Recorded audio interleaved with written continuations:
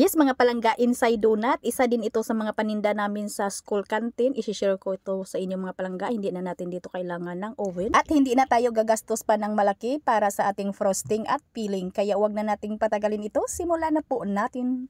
So ito na po yung ating mga ingredients sa ating malambot na dough, sa ating ensaymada donut. Pinagsama-sama ko na dito sa ating lagayan. Meron na po tayo ditong asukal, yung ating asin, yung ating yeast, at yung ating bread improver, at yung ating margarine. Kung wala kayong bread improver mga palangga, ay wag nyo na lang lagyan, wag nyo nang pilitin po, okay lang naman.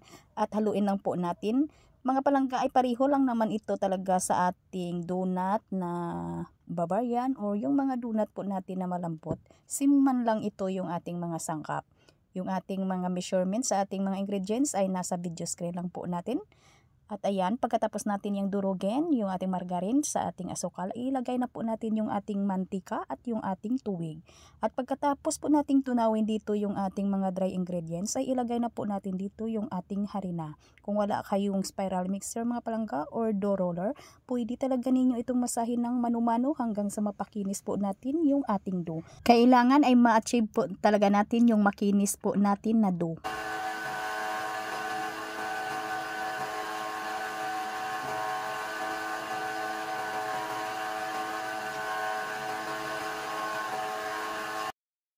Dito sa aking dough roller, sa loob ng 4 minutes ay napakinis ko na po yung ating dough at putulin lang po natin ito sa 40 to 42 grams mga palangga.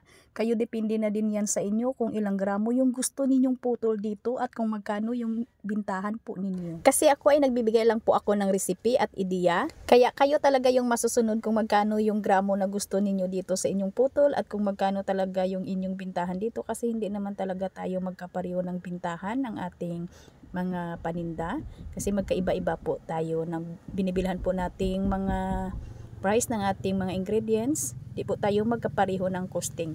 Ang mahalaga lang yan dito mga palangga ay mag-costing lang po tayo bago po tayo magbenta. At dito para lumapad lang ng kaunti ay laparin ko lang yung ating dough. Kayo mga palangga ay depende na din sa inyo kung lalaparin nyo yung dough ninyo. Pwede na rin na kunting diin lang para lumapad lang din na konti. Pag ganituhin ninyo mga palangga ay huwag nyo lang pong laparin masyado ha, para hindi din manipis yung ating dough. Ito mga palangga ay katamtaman lang po yung lapad ko dito. Aalsa po ito. At pagkatapos ay paalsahin lang po natin ito ng 2 hanggang 3 oras. At ito na mga palangga, pagkalipas ng 2 oras at 40 minutos ay medyo malaki na yung aking dough. Ay lulutuin ko na po ito sa mainit po natin na mantika. At syempre naman, marunong na kayo dito magluto. Wag lang masyadong malakas yung apoy natin dito ha. Pag mainit na yung ating mantika ay pahinaan na po natin yung ating apoy para po hindi po mabigla sa pagkaluto at hindi rin masunog yung ating dough. Yung tray na paglalagyan natin ng ating dough ay banyahan lang po talaga natin ng shortening para po madali lang pong iangat, para madali lang po talagang tanggalin yung ating dough papunta po sa ating kawali. Ayan, nang matapos na nating lutuin lahat ay gagawa na po tayo ng ating frosting at filling na rin. Yung pong sinasabi ko sa inyo mga palangga na gagamit na po tayo dito ng ordinary cheese lang. Ito ay 430 grams. Hatiin ko lang ito. Yung kalahati dito ay ilalagay po natin sa ating frosting. At yung kalahati dito ay itira po natin. Ito po yung kudkudin natin, mamaya ilagay po natin dito sa ibabaw. Maglagay lang po tayo dito ng nasa 220 grams. Murahin lang po itong cheese na bili ko mga palangga. Okay na rin ito kasi wala po akong cream cheese eh. At maglagay lang po tayo dito ng 1/2 cup ng ating all-purpose cream. At gagamit tayo dito ng 2 cups ng ating powdered sugar.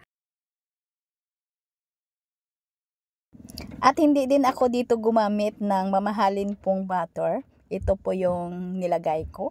Nasa ating video screen lang po yung ating mga ingredients sa ating frosting. At pagkatapos ay batihin lang po natin ito mga palangga para po madurog po natin yung ating cheese. Yung ating cheese, yung ating all-purpose cream at yung ating buttercup ay naka-room temperature na po ho yan mga palangga. Hindi na po yan matigas yung ating buttercup. Ito yung ating keso ay kailangan po ay durugin lang po natin. At kung mayroon naman na titira na maliliit, bilog-bilog sa ating cheese ay okay na yan mga palangga. Huwag nyo na lang yun pinuhin kasi ordinary lang yun eh. Medyo matigas talaga. At itong ginawa nating frosting ay hindi po ito maubos sa aking 1 kilong dough. Depende na rin yan sa paglagay ninyo mga palangga sa inyong palaman. Kung medyo madami ho yung paglagay ninyo ng palaman ay baka tamang-tama lang. Depende talaga yan sa paglagay natin. Pero sa akin, hindi ito mauubos. At pwede talaga kayong gumawa lang dito ng kalahati lang po ng ating recipe. Hatiin nyo lang po yung ating mga ingredients ng ating frosting mga palangga. Ayan, batihin lang po talaga natin yan hanggang sa kuminis, hanggang sa makuha po natin yung tamang consistency ng ating frosting. Ayan ang mga palangga, okay na po ito. May makikita po tayo ng mga maliliit na mga bilog-bilog ng ating cheese. Ay wag na po natin yang durugin mga palangga, hayaan na po natin yan. Sana mga palangga ay masubukan po ninyong itong ating recipe, hindi naman masyadong magastos, hindi naman gaanong kalaki yung ating costing dito sa ating palaman. Ang sarap talaga nito, mabinta ito sa mga bata, lalo na sa mga paaralan, sa school canteen po namin, at pwede rin din itong sa pang display. At itong ating frosting, hindi talaga ito madali-daling malusaw. Hindi ito nalulusaw mga palangga. Puwera na lang pag ibilad mo ito sa araw. Nilapad ko ng kaunti yung aking dough para po mas malapad at malaki din tingnan sa mga bata.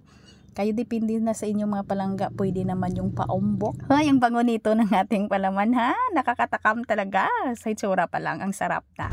Ayan, hindi po naubos. Marami pa po natira. Marami pa po tayo nitong magamitan. 15 pesos po yung bintahan namin dito at sa 1 kilo po natin ay nakagawa po tayo ng 48 pieces. Sa 40 to 42 grams po yung ating putol. Mga palangga, ilang grams ba na yes ang nilagay natin dito sa ating dough?